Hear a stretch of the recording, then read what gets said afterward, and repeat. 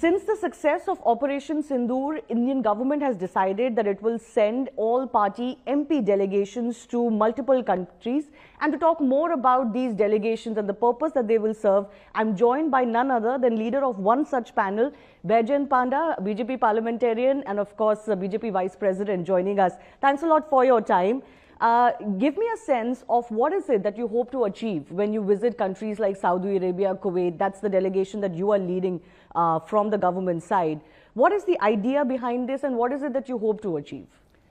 See, Operation Sindoor has had a huge initial success. It has taught the Pakistani army a very costly lesson and indicated to them our capabilities. But this message needs to be taken across the world, of zero tolerance for terrorism, of enough being enough. The world doesn't tolerate terrorism, but other countries are not always focused on this issue. And we are always at the brunt of cross-border terrorism, nurtured in Pakistan, trained in Pakistan, funded in Pakistan, and sent across by Pakistan's armed forces as proxy. And they commit these horrible, horrible violence and crimes in India. Now, the message needs to be taken across the world. What have we demonstrated? We've demonstrated that Pakistan's nuclear bluff has been called. The strategy that Pakistan has been following is to saber rattle, get the world's attention, beg for more funding. All of this has to be countered because modern day warfare is not just about missiles, not just about bombing, where we have overwhelming superiority. It's also about messaging around the world. So it's important, and it's important that India, which has demonstrated phenomenal unity across the spectrum, show this to the world, that when it comes to the interest of the nation, there's no government, no opposition, everybody is united.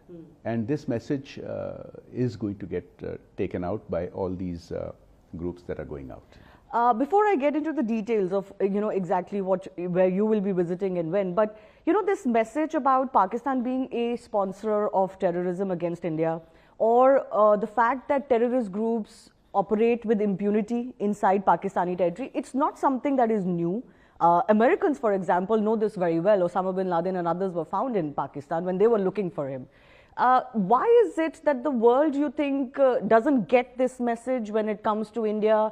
How do you plan to break that clutter that kind of impedes this message from Indian side? So Pakistan is widely acknowledged to be the epicenter of terrorism.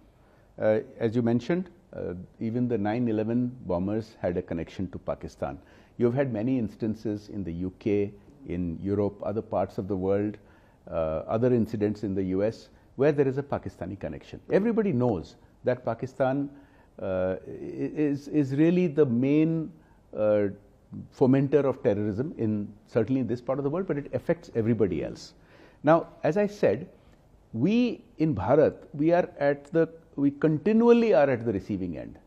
Every time, for example, for 5-6 years, we had established normalcy in Kashmir, and they couldn't tolerate it, and you had this horrible incident, this terrorist attack in Pahalgam. Now, the US probably hasn't had a terror attack linked to Pakistan for a while. The other countries probably haven't had a terror attack linked to Pakistan for a while. Their attention is on other global issues. There's a war going on in Europe. There's another one going on in the Middle East. So people have their attention divided by many other aspects. But here is the world's largest democracy. Here is a democracy that is united across the spectrum. And we are the fastest growing economy in the world. For several years now, we are one of the main engines of the world economy. The world does recognize that, but they also need to appreciate the importance of that in our contribution in these turbulent times. The global economy is getting reset with the tariff wars, with renegotiation of trade deals. So it's important to make sure that the world appreciates this risk that Pakistan poses. Any risk that is posed to India is also a risk to the global economy, because India is becoming a very key part of some of the new supply chains that are replacing the supply chains that have been disrupted in recent times. Would you concede, Mr. Panda, that there was a feeling that somehow Pakistan was winning the narrative war especially in context of the Pahalgam terror attack and the Operation Sindoor that followed, and therefore these panels were necessitated because of that to take India's message to the world? I don't agree that they are winning the narrative war or any war. I mean, they've lost the ground war, they've lost the air war. They have lost the economic war. You know, Pakistan is such a laggard. Let me give you this example. When they had this last misadventure during Kargil in 1999, the Indian economy was 7 times of Pakistan's economy. When Balakot happened, the Indian economy had become 9 times of Pakistan's economy. Today, the Indian economy has become 11 times of Pakistan's economy. So they are losing on every front. And on the narrative war also, their bluff has been called. You know, they've made all these fake claims for which they have no satellite imagery. Everything that India has said about extracting a cost from Pakistan has been backed up by satellite imagery, has been backed up by data and by cross-referenced information. Now, Pakistan's narrative is only supported by a narrow section of, I won't even call them media, people that have vested interests, people that have carried out an anti-India narrative for a long time. But you know, it shouldn't be that only if we lose a narrative war, we should go out on a messaging effort. We should do that in any case. Now, Prime Minister Modi has been phenomenal at this. Over the last 11 years, he has taken the message of a resurgent India throughout the world. He has tried to make peace with Pakistan, with China, with all other nations. But he's done enormous work by himself. But the message needs to trickle down to every level, not just at the heads of government or heads of state level. The message needs to go to academia. The message needs to go to media. The message needs to go to think tanks. And that is the job that's going to be done. So when do you leave exactly? You're visiting countries like the Kingdom of Saudi Arabia, Kuwait, Bahrain, Algeria, important countries, especially in context of our friendship in the Middle East region. When do you leave? Who all are you expected to meet? How will you take this outreach forward? So the group that I'm heading has some very important personalities, MPs and former ministers and chief ministers like Ghulam Nabi Azad ji, Asaduddin Owaisi ji, we have the former Foreign Secretary Shringla and others. And I think with this kind of personalities in the team, we look forward to having very meaningful discussions in these important countries, as you mentioned, Saudi Arabia and Kuwait, etc. So we'll be meeting, you know, a wide variety of stakeholders. I mentioned government, think tanks, media, but also the diaspora, because this messaging can't be a one-off. We need this messaging to continue. So the diaspora is also a very important part for us to reach out, because facts have to be, you know, there's a lot of misinformation out there that Pakistan is trying to spread, and those need to be countered. And this will be an effort that will have a lasting effect. So you meet not just representatives of governments in these countries, but you'll also interact with the media there and think tanks, academia, diaspora. Will you be doing interviews, for example, for their local media? Because there was a criticism that Indian, you know, voices are not available to speak to international global media, and that is why sometimes we lag in our messaging. No, of course, we will be interacting with the media there. But this is a wrong allegation that is made about Indian voices not being available. Now, I myself and many other Indian voices from both the government side, opposition side, Shashi Tharoor, for instance, has been on the media quite a lot. You know, the reality is there are some sections of global media who have stopped functioning like media.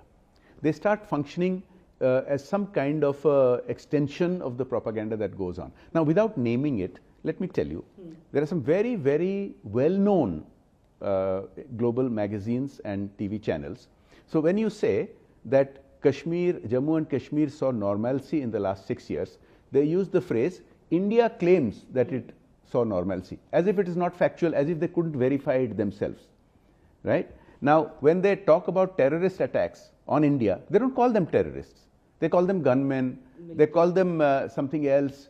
So their bias is clearly evident. So obviously, Indian policymakers have to be careful that when they speak with any so-called media, the media should work like a media.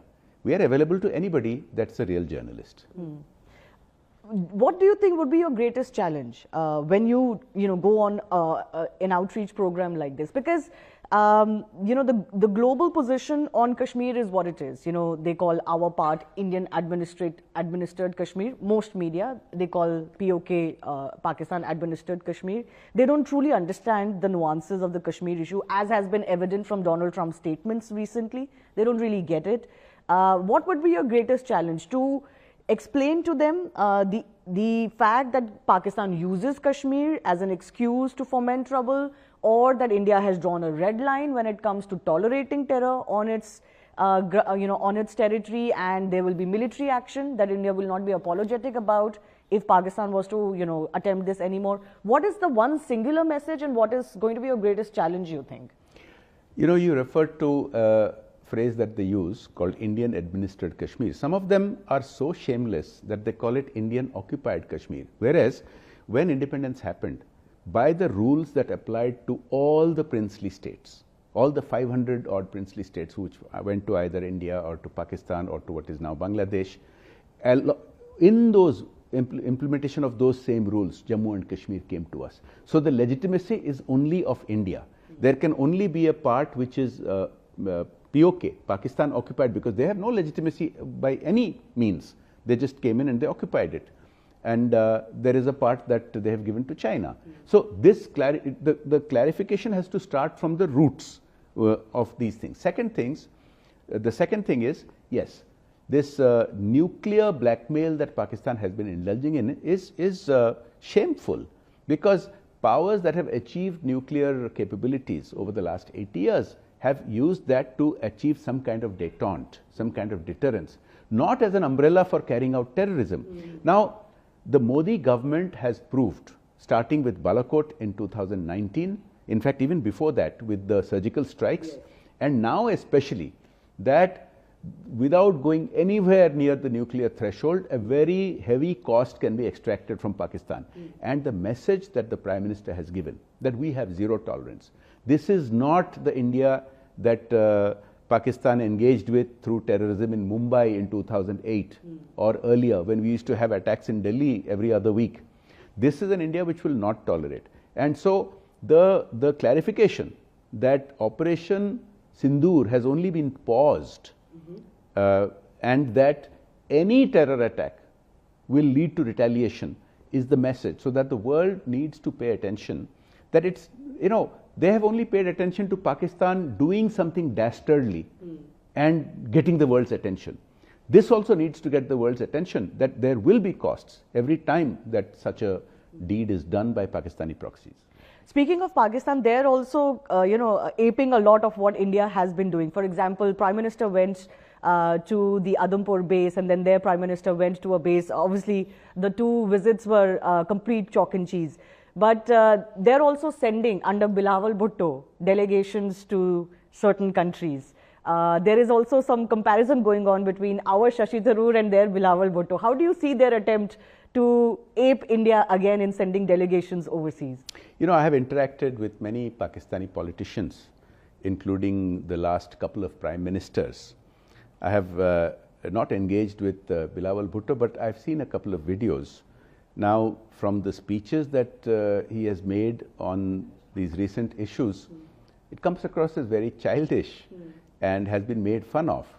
On the other hand, I saw some videos of him dancing where he seems to be quite adept.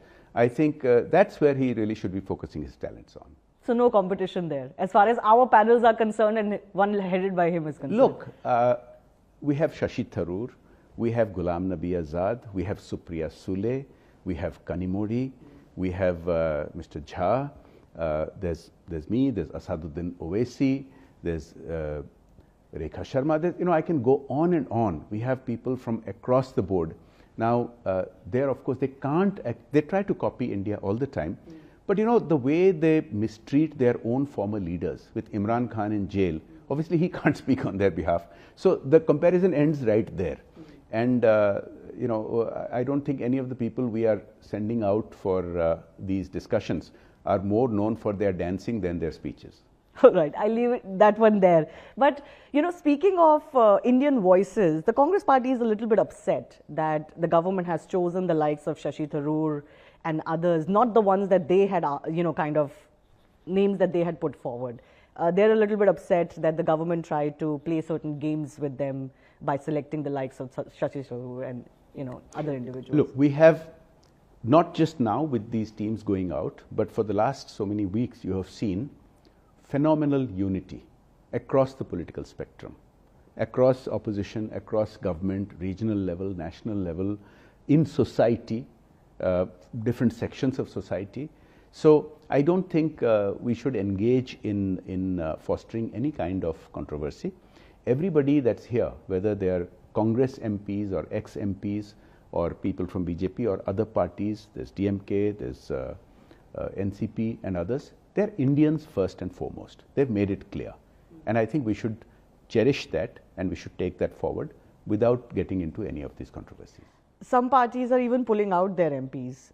They don't want, they feel like they should get the choice of who represents their voice in these parliamentary panels. I have no comment on that. I just will say that all these people who are going out, they are Indians first and foremost. They speak for the country and they are all very well-established leaders in on their own strength, and I don't think we should bring party politics into this. This is about Bharat, this is about India.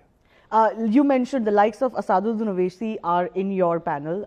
He, along with Shashi Tharoor, kind of became two voices, not from the government or from the BJP, who were being heard and listened to, and who were there to expose Pakistan at the forefront. What do you make of this? This phenomenon, if I can call it that, because we've very rarely seen this, even after big terror attacks in the past. But this time, for some reason, the entire country came together, including prominent voices from the opposition, who've been very critical of the government. I mean, Asaduddin Owaisi is no friend of the BJP. What do you make of this? Do you think this is a maturing of sorts of Indian politics? These are all friends of mine, whether it's Shashi Tharoor, Asaduddin Owaisi, somebody like Ghulam Nabi Azad ji is much more senior, but I've known him for a very long time, since before I was in politics. All these other leaders that are going out, most of them are friends I have known for more than 2 decades. And I respect and admire them, and we like each other. So for me, it's not a surprise. I've been on many track 2 dialogues. I probably led Indian parliamentarians to more than 50 track 2 dialogues and participated in 30 more over the decades. I'm not surprised. I think it's people who try to foment discord, it's people who try to play up the negative. They might be surprised, but I don't think it should surprise anybody that opposition leaders in India are speaking up first and foremost for India. And that demonstration of unity is very real and it's very deep. So I'm not surprised. This is the real India. All right. On that note, Jay Panda, thanks a lot for speaking to us, and we wish you all the best as far as your panel and your delegation is concerned. Thank you. Thanks a lot.